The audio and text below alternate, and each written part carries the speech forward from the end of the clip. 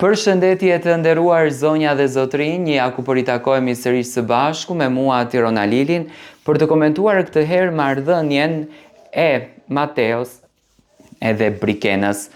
Mateo dhe Brikena ditën e sotme patën një krisje mes tyre, do të thënë patën një hidhërim. Natën e mbrëmshme i ftuar në goca dhe gram, Mateo u tregua i sinqert në përgjigje të cilat i tha. Unë mendoj që Mateo nuk u përgjigj si lojtar, por u përgjigj si mysafir, ndërsa lojtar është brenda në shtëpi. Ai e tregoi me shumë vërtetësi që Rogerti është një ndër banorët më të fortë, do të thënë e ka aleatin më të fortë dhe shkojnë kokë më kokë të dy së bashku. Foli për banoren më të fortë femër. Tani pa marrë parasysh që Brikenës mund t'i pëlqen apo mundet të mos t'i pëlqen, Selina është banorja më e fortë brenda asaj shtëpie dhe e vetme i ka përballuar pothuajse një numër të madh të dinamikave më interesante që kanë qenë brenda në shtëpi.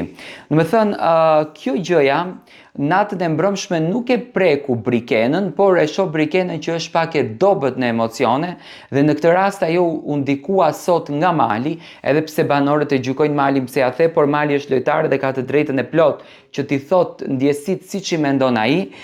Brikena u ndikua shumë nga mali, ku mali i tha që ti personalishta nuk je tha lojtare e fortë sepse Mateo i dashur jo, ty nuk të përzjodhi si lojtare të fortë. Ai duhet të thotë që është Brikena lojtare e fortë. Po nëse Mateo do të thonte që Brikena është lojtare e fortë, atëherë i bie që këto të dy nuk kanë ndjenja, por shkojnë kokë më kokë. Dhe Brikena nuk e kupton këtë ndjesinë që Mateo Brikenën nuk e shikon si lojtare, por e shikon si njeriu që e ka në zemër.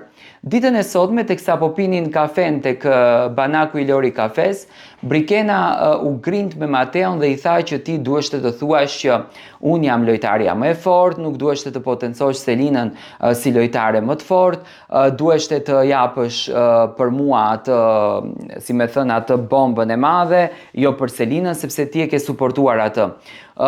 Siç e thash, unë mendoj që Mateo foli shumë sinqerisht dhe nuk foli në aspektin e lojtarit, sepse në qoftë se Mateo do të thonte që unë dhe Brikena jemi dy lojtarët më të fortë brenda asaj shtëpie, nuk do të kishte kuptim sepse Brikena nuk i ka patur debatet që ka patur Selin. Për shembull, Selin grindet gjatë gjithë javës me Rogertin dhe ka debate shumë të zjarrta.